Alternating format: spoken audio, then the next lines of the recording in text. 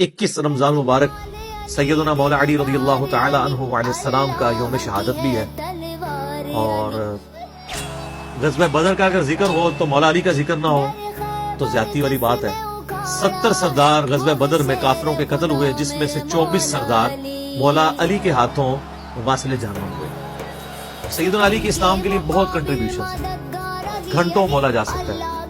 اس کے اوپر میری کی ایک ویڈیو کلپس بھی موجود ہیں. المستدرک للحاکم میں صحیح سند کے ساتھ امام احمد بن حنبل کا قول ہے کہ ہم تک جتنی بھی حدیثیں نبی علیہ السلام کی پہنچی ہیں، کسی بھی شخصیت کی شان میں اتنی حدیثیں نہیں ہیں جتنی مولا علی کی شان میں. صحیح مسلم میں حدیث ہے، علی سے محبت نہیں رکھے گا مگر مؤمن، علی سے بغض نہیں رکھے گا مگر منافق. بخاری اور مسلم دونوں میں حدیث ہے، علی کی میرے ساتھ وہی نسبت ہے جو ہارون کی موسیٰ کے ساتھ، مگر میرے بعد کوئی نبی.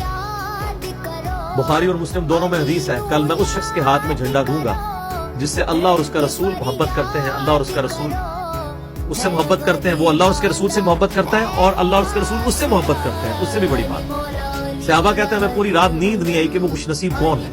تو نبی علیہ السلام نے خیبر کے موقع پر صبح کے وقت پوچھا علی ابن ابی طالب کو بلاؤ. ان کو اشوب چشم تھا. نبی علیہ السلام نے اپنا مبارک لعاب ان کی آنکھوں میں لگایا، شفا ہوئی. اپنے مبارک ہاتھوں سے زرہ باندھ کے روانہ کیا.